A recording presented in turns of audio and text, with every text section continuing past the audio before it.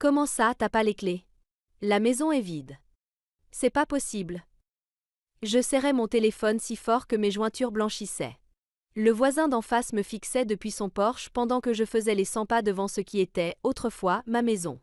Je m'appelle Jasmine Roras et je venais de faire 4 heures de route depuis mon université à Clermont-Ferrand pour les vacances de printemps pour découvrir ma maison d'enfance avec un panneau à vendre planté dans la pelouse. Les fenêtres étaient nues. Pas de rideaux, pas de meubles. 3 sacs poubelles noirs trônaient sur le perron comme des invités indésirables. En jetant un œil dans l'un d'eux, j'ai vu mes vêtements, mes livres, des morceaux de ma vie que j'avais laissés en partant à la fac. Ton père a dit que t'aurais dû appeler avant, m'a dit mon oncle Thomas, hésitant au bout du fil. Ils ont déménagé la semaine dernière. Ils t'ont rien dit? Non, ai-je murmuré, la gorge nouée. Rien du tout. J'ai raccroché et appelé mon père. Chaque sonnerie semblait durer une éternité. Allô? Sa voix était froide, distante. Papa, la maison est vide. Y a mes affaires dans des sacs devant. Qu'est-ce qui se passe? Un silence. On a déménagé. T'es adulte maintenant. Débrouille-toi. Puis plus rien. Il avait raccroché. Je suis restée là, le téléphone à la main, figé. J'ai rappelé, messagerie. J'ai essayé ma mère, mon petit frère, pareil. Plus de nouvelles. Comme si j'avais été effacée de leur vie. Sans un mot, sans un adieu. Même pas une adresse. Le soleil se couchait, projetant de longues ombres sur ce qui n'était plus mon jardin. Le vieil érable que papa et moi avions planté quand j'avais 8 ans était toujours là, ses branches tendues vers une maison qui ne nous appartenait plus. Tous les mois, je leur envoyais une partie de ma bourse. Je maintenais une moyenne de 17,8 en prépa droit tout en bossant à mi-temps. J'étais la fille sérieuse. Discrète. Celle qui faisait tout bien. Et voilà ma récompense. Je n'ai pas pleuré. Pas sur le moment. J'ai juste ramassé les sacs et je les ai mis dans le coffre. Ce soir-là, j'ai pris une chambre dans un petit motel, j'ai étalé ce qu'il restait de ma vie sur la couverture rêche du lit, quelques manuels, des vêtements d'hiver, un cadre cassé avec une photo de famille à la plage, 3 étés plus tôt. On souriait tous. Tous des menteurs. Et là, j'ai pris une décision. S'ils voulaient m'effacer, très bien. Moi aussi, je les effacerais. Je couperais tout lien. Et je construirais quelque chose qu'ils ne pourraient jamais m'enlever. J'ai grandi en croyant que la famille, c'était le soutien inconditionnel. Mes parents avaient immigré du Mexique avant ma naissance. La famille d'abord, c'était presque une religion chez nous. Mon père bossait en usine, 2 postes. Ma mère faisait des ménages. Ils nous rappelaient sans cesse leurs sacrifices. On est venu ici avec rien pour que vous ayez tout. L'éducation, c'est ton billet, disait papa en dînant. J'avais pris ces mots au sérieux. Quand les autres allaient à des fêtes, moi, j'étudiais. L'été, pendant que mes amis travaillaient dans des boutiques, je faisais un stage au tribunal. Ma bourse en droit devait être le premier retour sur leur investissement. Gabriel, mon petit frère, c'était une autre histoire. Mauvais à l'école, accro aux jeux vidéo, 2 fois attrapé à voler. Mais eux, ils le soutenaient. Ils le défendaient. Il cherche sa voie, disait-il. C'est peut-être pour ça que leur abandon m'a autant détruite. La fille responsable, jetée. Le fil à problème, gardé. Ce soir-là, depuis ma chambre de motel, j'ai appelé Madame Wilkins, ma prof de droit constitutionnel et mentor. Ils sont partis comme ça? Me dit-elle, choquée. Oui. Je sais même pas quoi faire. Je peux pas retourner en cité U avant la rentrée. Ma voix tremblait. L'émotion remontait enfin. Écoute-moi, Jasmine. Viens chez moi jusqu'à la réouverture. On va gérer ça ensemble. Elle vivait seule, dans une vieille maison remplie de bouquins et de 2 vieux chats. Elle m'a donné la chambre d'amis. Et une clé. Pas de limite. Concentre-toi sur tes études. Ce printemps-là, au lieu de me reposer, je me suis plongée dans le boulot.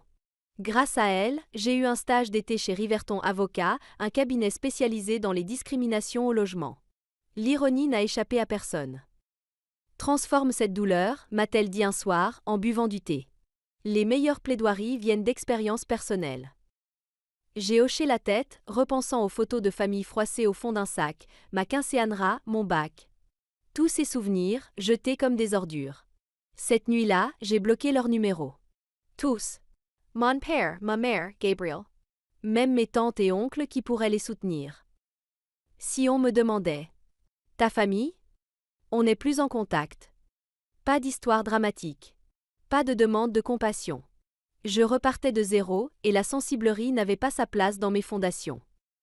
Le stage d'été chez Riverton Avocat a tout changé. Au départ, je faisais de la recherche basique et j'allais chercher les cafés.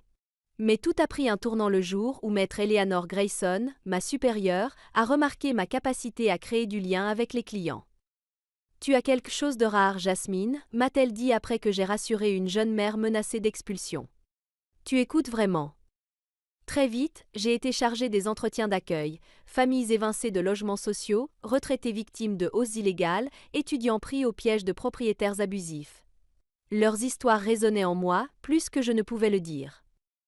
Un soir, après avoir interrogé 3 familles du même immeuble, toutes visées par un avis d'expulsion simultané, je suis restée tard pour trier les dossiers. Eleanor m'a trouvée là, à 21h, entourée de papiers. « Tu brûles la chandelle par les deux bouts ?» dit-elle depuis l'encadrement de la porte. « Ces familles, elles n'ont nulle part où aller », ai-je répondu. Les promoteurs leur proposent 2 semaines d'hôtel en guise de compensation. Elle a soupiré. Malheureusement, c'est souvent plus que ce que la loi exige. Mais ce n'est pas juste, ai-je insisté. 2 semaines, c'est trop court pour trouver un autre logement, payer la caution, le premier loyer. Ils vont finir à la rue. Le système est cassé. Elle a hoché la tête. Et qu'est-ce que tu comptes faire ? Cette question m'a hantée pendant des jours. Que pouvais-je faire, moi, simple étudiante en 2 années de droit ? La réponse est venue par surprise, lors d'un séminaire universitaire sur les aides financières. Un intervenant a mentionné un appel à projet en innovation sociale avec des subventions pour des initiatives locales. Il restait 2 semaines pour candidater. J'ai veillé 3 nuits de suite à rédiger une proposition, un programme de soutien juridique pour étudiants et familles à faible revenu. Je l'ai appelé Initiative Espace sur Safe Space Initiative. Eleanor m'a aidé à structurer les aspects légaux et Madame Wilkins a relu la demande. En attendant la réponse, j'ai reçu un appel inattendu, le premier contact de mes parents depuis 6 mois. Un message vocal de mon père. Jasmine, ta mère est inquiète. Rappelle-nous. Aucune excuse. Aucune explication. Juste l'attente que je réponde, comme une fille bien élevée. Je n'ai pas rappelé.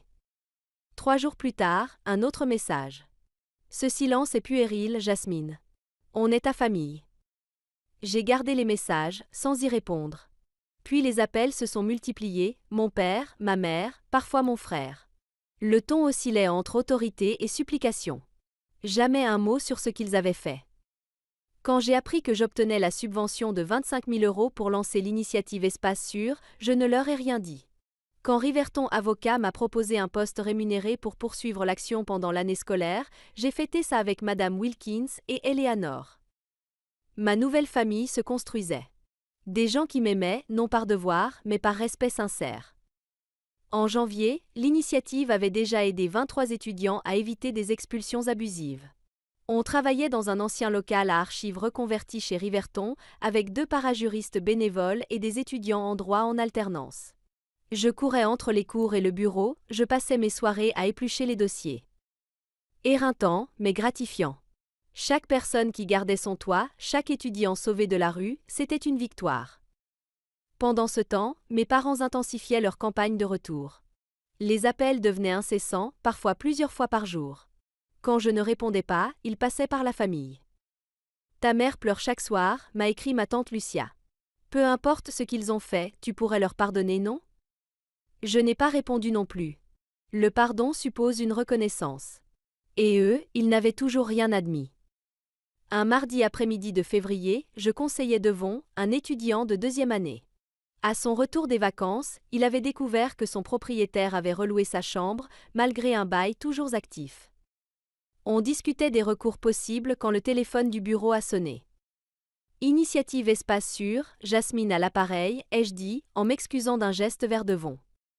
Jasmine ? C'est toi ? C'était la voix de ma mère. Mon estomac s'est noué. Comment tu as eu ce numéro ? Il est sur ton site, répondit-elle. Pourquoi tu ne réponds pas ?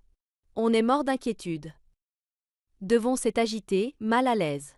J'ai couvert le combiné. Excuse-moi. Tu veux bien patienter dehors un instant ? Quand il est sorti, j'ai repris. C'est mon lieu de travail. Ne m'appelle plus ici. On est tes parents, dit-elle en retenant ses larmes. On en a le droit. Vous avez perdu ce droit. Tu as perdu ce droit, ai-je coupé. Le jour où vous avez mis mes affaires dans des sacs poubelles et vendu la maison sans m'en parler. Je ne vais pas refaire cette discussion maintenant. Ton père a fait une erreur, a-t-elle plaidé. On avait des soucis financiers. La maison allait être saisie. On avait honte.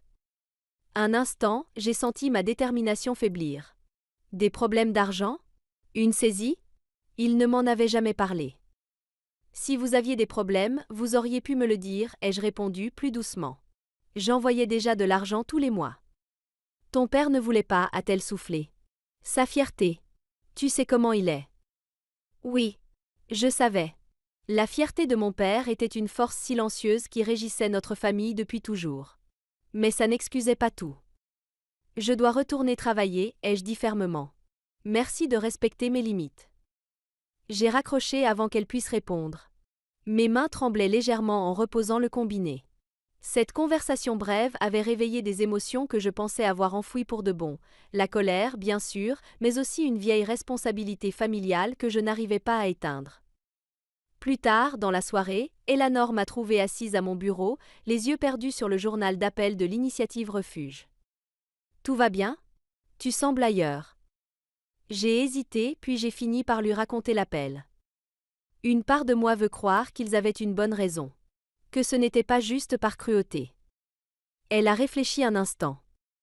Les gens agissent rarement par pure méchanceté, Jasmine. Mais une raison, ce n'est pas une excuse. Quels que soient leurs soucis financiers, ils ont fait le choix de t'abandonner sans prévenir. Elle avait raison. Et pourtant, ce que m'avait dit ma mère semait le doute. Et s'ils avaient été réellement désespérés? Le lendemain, contre toute logique, j'ai fait ce que je m'étais interdit depuis des mois. J'ai cherché leur nom sur Internet. Ce que j'ai trouvé a anéanti toute compassion naissante, un post Facebook 3 semaines après leur départ. Une photo d'eux, souriant, devant une maison flambant neuve. Légende, nouveau départ. Tellement reconnaissant. Il n'y avait eu ni crise financière ni saisie. Seulement une décision, me laisser derrière. Les appels avaient continué de tomber comme la neige. 120-150. Les messages vocaux passaient du reproche à la supplication, parfois saupoudrés de nouvelles anodines, comme si nous avions encore une relation. Gabriel a été accepté à l'IUT en programmation, disait ma mère en mars. Les voisins nous ont apporté des tamales, ajoutait mon père en avril. Pas aussi bons que ceux de ta mère, mais ils essaient d'être accueillants. Ces mises à jour faussement légères m'énervaient encore plus que leurs reproches. Ils poursuivaient leur vie, construisaient une nouvelle communauté, fêtaient des étapes, pendant que moi, je pensais encore les blessures de leur abandon. Pendant ce temps, l'initiative Refuge gagnait en visibilité. Une chaîne locale a diffusé un reportage sur notre travail. Puis le journal universitaire a publié un portrait sur mon approche innovante de la justice du logement. Ces projecteurs ont doublé notre charge de travail. Il nous faut plus de moyens, ai-je dit à Eleanor en montrant nos dossiers qui débordaient. Des bénévoles, de l'espace, des fonds. J'ai peut-être une piste, m'a-t-elle répondu. La Fondation Watkin accepte des projets pour leur bourse annuelle en justice sociale. L'aide est suffisante pour embaucher une équipe et louer des bureaux. Le dossier de candidature m'a épuisé, semaine de rédaction, collecte de témoignages, compilation de données sur la précarité étudiante. Au final, 47 pages détaillant la mission, la méthode et les résultats concrets de notre initiative. 2 jours après l'envoi, j'ai reçu un appel d'un numéro inconnu. L'indicatif de ma ville d'origine. Allô? Ai-je répondu prudemment. Jasmine, c'est Madame Hernandez, la voisine d'Axe en Grave-Côté. Je ne lui avais pas parlé depuis le jour où j'avais découvert la maison vide. J'espère que tu ne m'en veux pas de t'appeler. C'est ton frère qui m'a donné ton numéro. Il m'a dit que tu ne répondrais pas si tu voyais leur nom. Je me suis immédiatement tendue. Si c'est pour me parler de mes parents? Non. Enfin, pas directement. C'est à propos de la maison. L'ancienne. Quelqu'un est entré par effraction cette nuit. La police pense qu'il cherchait quelque chose de valeur. Mais bien sûr, la maison est vide.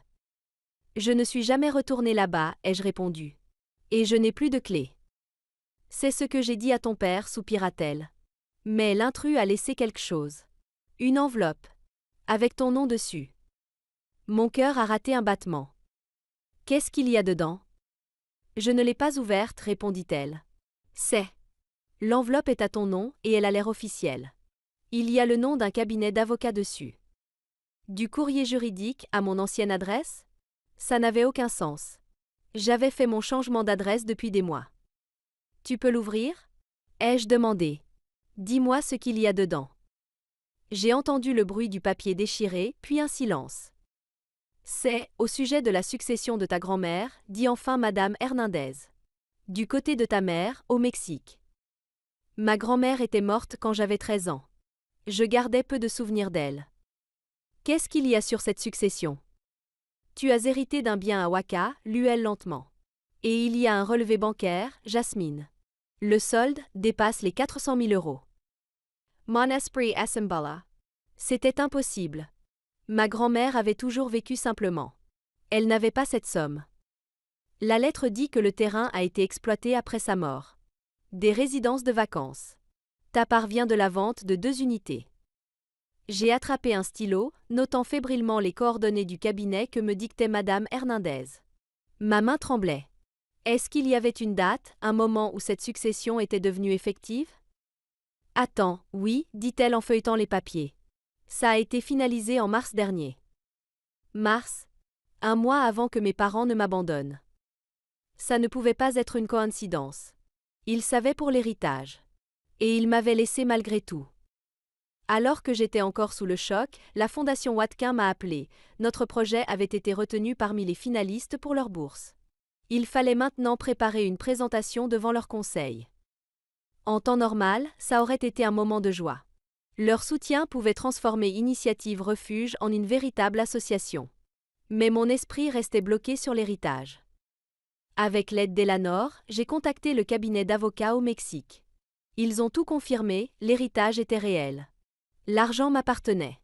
Et surtout, les premiers avis avaient été envoyés à mes parents, mes tuteurs légaux à l'époque, plus d'1 an auparavant, alors que j'avais encore 19 ans. Ils m'ont caché tout ça, ai-je dit à Madame Wilkins lors d'un de nos dîners. Ils savaient que j'allais hériter, et ils ont quand même jeté mes affaires dans des sacs. Elle posa sa fourchette. Tu as réfléchi au pourquoi? Pour l'argent, ai-je lâché amère. Ils ont dû penser qu'ils le méritaient plus que moi. Peut-être, admis-elle.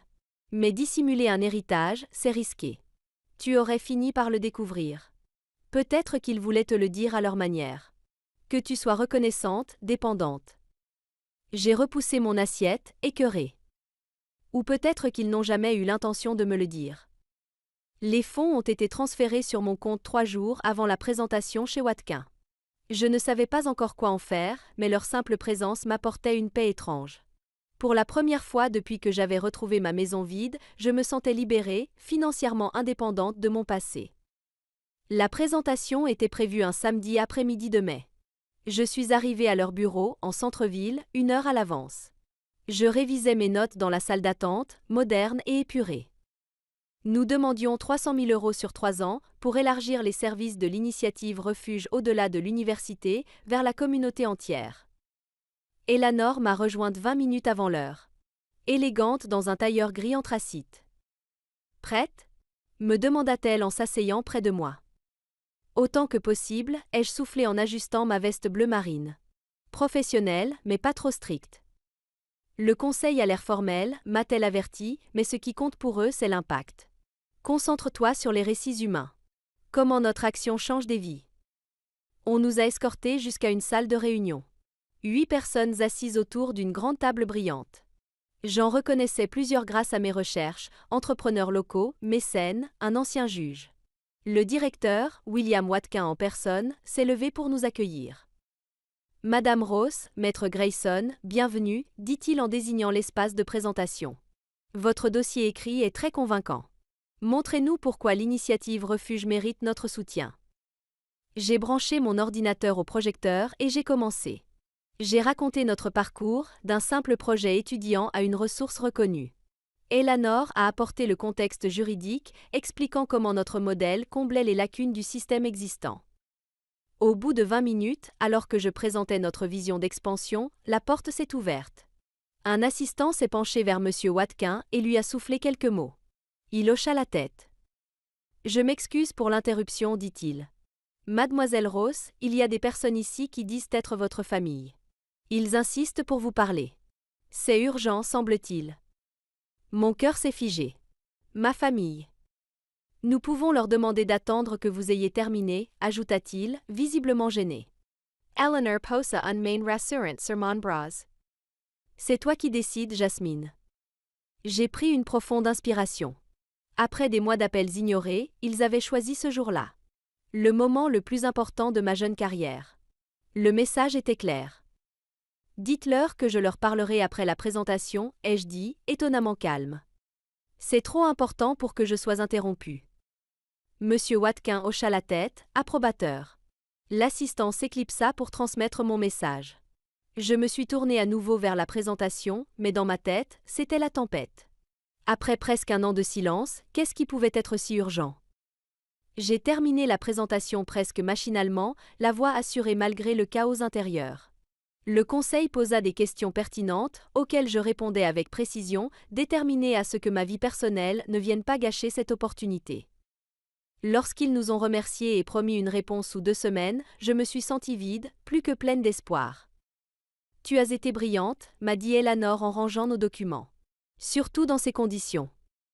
À la sortie, mes parents et Gabriel m'attendaient dans l'espace d'accueil. Ma mère s'est levée en me voyant, son visage un mélange d'espoir, de peur et de volonté. Mon père est resté assis, le regard fermé.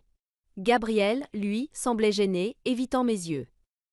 Jasmine, commença ma mère en s'avançant. On doit parler. Eleanor me Sarah L. Paul. Je vous laisse un moment. Appelle-moi plus tard. Je lui ai fait un signe de tête, reconnaissante. Puis je me suis tournée vers eux. Pourquoi vous êtes là? Et comment vous m'avez trouvé? On a vu l'article dans le journal sur ton programme de logement, expliqua ma mère. Il mentionnait la présentation d'aujourd'hui. On essaie de te joindre depuis des mois. Je suis au courant, ai-je répondu froidement. 247 appels, c'est difficile à manquer. Mon père se leva enfin. Ça a assez duré, Jasmine. Tu agis comme une enfant. Un rire amer m'échappa. Une enfant? J'ai retrouvé mes affaires dans des sacs poubelles.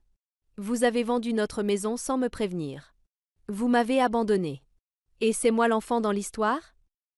On a fait une erreur, dit ma mère, la voix tremblante. On would arranger les choses. Maintenant, vous voulez arranger les choses? Après 1 an? Après que j'ai dû tout reconstruire sans vous. Pourquoi maintenant? Gabriel baissa les yeux. Laisse-les parler, Jazz. Je sais pour l'héritage, ai-je lancé sèche. C'est pour ça que vous voulez vous réconcilier? Parce que l'argent est arrivé. Le visage de mon père se ferma. Tu juges toujours si vite. Et vous, vous jetez vite, ai-je répliqué. Vous saviez pour l'héritage de ma grand-mère dès mars dernier. Vous l'avez gardé pour vous, puis vous m'avez laissé tomber. Les yeux de ma mère s'écarquillèrent. Tu sais. Je sais tout, ai-je confirmé. La vraie question c'est qu'est-ce que vous voulez maintenant? La réception de la fondation n'était pas l'endroit pour un règlement de compte. On est allé s'asseoir dans un café voisin. Je suis resté de l'autre côté de la table, gardant mes distances, autant physiques qu'émotionnelles. Ils ont tenté d'expliquer l'inexplicable. On avait honte, avoua ma mère, les mains autour de son café intact. La saisie, le licenciement de ton père, et moi, je ne gagnais pas assez avec mes ménages. On ne pouvait pas te le dire. Alors au lieu de demander de l'aide, vous m'avez laissé tomber, ai-je dit, la voix basse mais ferme. On a appris pour l'héritage juste après ton départ au semestre de printemps, expliqua mon père. Les avocats disaient que tu hériterais à tes 21 ans. On s'est dit que si on repartait à 0 ailleurs, on pourrait redresser nos finances avant que tu ne le découvres. En vendant la maison. En me laissant avec rien. On a paniqué, dit ma mère. Ton père pensait que ce serait mieux pour toi, que tu ne sois pas mêlé à nos problèmes. Tu avais ta bourse, tes amis à la fac. Et maintenant? Pourquoi ce revirement? Ils échangèrent un regard. Gabriel prit la parole. Ils savent qu'ils ont fait une grosse erreur, Jazz. Le projet refuge, ajouta mon père, un peu gêné. On a vu ce que tu faisais, ce que tu as accompli. Et on s'est rendu compte qu'on avait perdu quelque chose de précieux. Leur fille brillante, ai-je traduit avec amertume. Non, dit ma mère avec force. Notre famille. Notre lien. Je les ai regardés. Ces gens qui avaient façonné mon enfance, puis l'avaient brisée. Ma mère paraissait plus âgée, des mèches grises bien visibles dans ses cheveux sombres. Mon père semblait diminuer, ses épaules tombantes sous sa vieille veste. Gabriel avait grandi, son visage d'ado commençait à changer. J'ai bâti une nouvelle vie, ai-je dit enfin. De nouveaux liens. Des gens qui m'estiment, peu importe ce que je réussis. On est toujours ta famille, insista mon père. Je l'ai fixé. Une famille ne met pas tes affaires dans des sacs poubelles. Je me suis levée. J'ai posé assez d'argent pour couvrir toutes nos consommations, puis j'ai pris mon sac. Je n'ai pas besoin de tourner la page. C'est déjà fait. Mais si vous voulez vraiment réparer les choses, commencez par respecter mes limites. En partant, je n'ai pas ressenti de vengeance. Ni même de victoire. Juste une force tranquille. J'avais affronté ceux qui m'avaient abandonné. Et j'étais ressorti debout. Le lendemain matin, la Fondation Watkin m'a appelé. L'initiative Refuge recevait l'intégralité de la bourse avec un bonus de 50 000 € pour les frais de fonctionnement. L'après-midi même, une chaîne d'info nationale m'a contacté, ils voulaient faire un reportage sur notre projet. 2 semaines plus tard, l'émission passait à la télé. Des millions de spectateurs. Y compris, j'ai appris plus tard, mes parents. Ils n'ont plus jamais rappelé. Parfois, la famille qu'on se construit est plus forte que celle dans laquelle on est né. Et en regardant vers l'avenir, je savais une chose, plus jamais je ne laisserai quelqu'un d'autre définir ma valeur.